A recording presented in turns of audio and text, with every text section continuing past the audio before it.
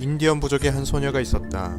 소녀는 비교할 대상 없이 착하고 순수한 마음씨를 가졌지만 일생에 단 한 번의 사랑을 받을 수가 없었다.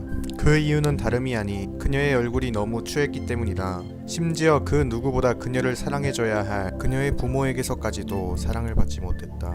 여자로서 사랑받지 못하는 것은 여자로서 살아갈 가치조차 없다고 생각한 그녀는 안타깝게도 자살을 선택하고 만다. 그녀가 죽기 전 유언을 하나 남겼는데 다음 생에는 세상의 모든 남자와 입을 맞추고 싶어요 라는 말이었다. 그리고 그녀가 죽은 자리에 풀이 솟아났는데 그것이 담배라는 인디언 부족 중 하나의 전설이다. 그녀가 정말 담배가 된 것이라면 그녀의 소원은 이루었다고 해도 과언이 아닐 것이다. WHO 흡연 실태 자료에 따르면 세계 흡연 인구의 분포는 이와 같이 높게 나오고 중하위 소득 국가와 저소득 국가에서 흡연자가 큰 폭으로 늘어나고 있기 때문에 앞으로 흡연자의 수는 점점 늘어날 것이라고 한다.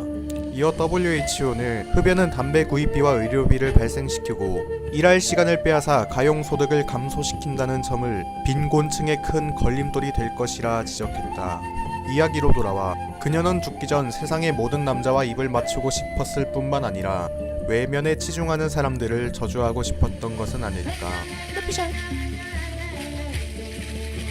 담배의 시초는 명확하지 않으나 발견된 7세기경 마야인들의 벽화에서 담배를 신의 화신으로 여겼다는 자료를 보아 중앙아메리카에서 시작되었다는 설이 유력하다. 15세기경 콜럼버스가 신대륙을 탐험하던 중 원주민들에게 담배를 선물로 받았고 그 담배가 유럽에 무사히 도착해 세계로 퍼져나가게 된다.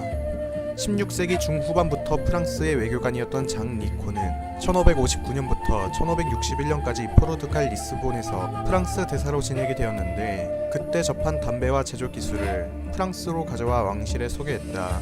담배는 프랑스에 도착과 동시에 크게 유행을 탔고 그 인기가 어찌나 뜨거운지 장 니코의 이름을 따 니코틴이라는 말이 생겨나기까지 했다. 그렇게 담배는 프랑스의 문화로 군림했으나 2007년 프랑스 법률에 있는 공공장소에서의 흡연에 대한 기준의 금지를 강화하였고 담배 소비율 또한 점점 떨어져 현재는 121국가 중 60위에 지나지 않게 되었다. 담배의 세계화는 꽤 빠르게 진행되었다.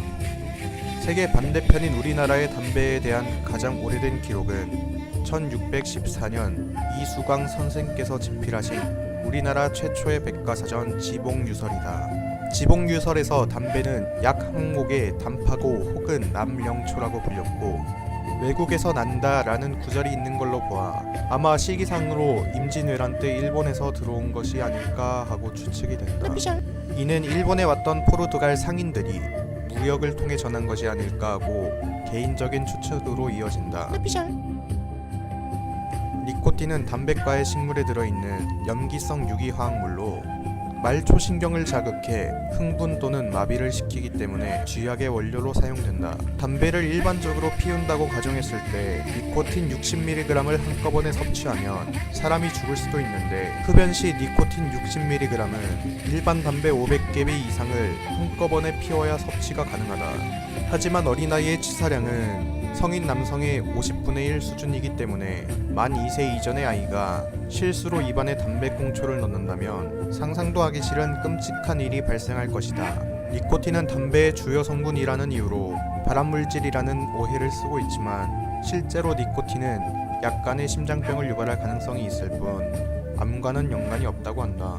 하지만 표에 보이는 바와 같이 의존성은 예문의 마약 중 그 어떤 마약보다 높다. 한번 시작하면 끊기가 아주 힘들다는 말이다. 그러니까 시작을 말자. 실제로 암을 일으키는 것은 담배를 태울 때 나오는 타르, 리프티라민, 니켈, 벤젠, 비닐 클로라이드, 비소, 카드뮴 등이다. 이와 같은 발암물질들은 폐암, 방광암, 췌장암, 인후두암, 자궁경부암, 식도암 등의 여러가지 암들을 불러일으키고 구취와 발기부전, 태아기형, 유아급사증후군 등 안 좋은 건 다 들어있으니까 시작하지 말자. 마지막으로 우리가 일상생활에서 알고 있는 담배는 이렇게 생긴 걸련일 것이다. 걸련은 1960년대 기존의 담배에 필터를 추가하면서 만들어진 양산형 담배로 밍밍한 맛과 담배의 해악성이 알려지던 시기가 겹쳐 바로 사라질 뻔했다. 이에 담배 회사들은 해악성이 알려진 것을 역이용하여 필터가 유해물질을 걸러준다라는 헛소문을 퍼뜨렸고, 이에 대중들은 열광해 죽어가던 담배 회사들은 다시 한번 황금기를 되찾는다. 이 밖에 시가 롤링 타바코, 물담배, 코담배, 입담배 등이 있으나 너무 매니악한 장르이니 이런 것까지 있다는 것만 알고 넘어가자. 난 언제 담배를 끊을 수 있을까?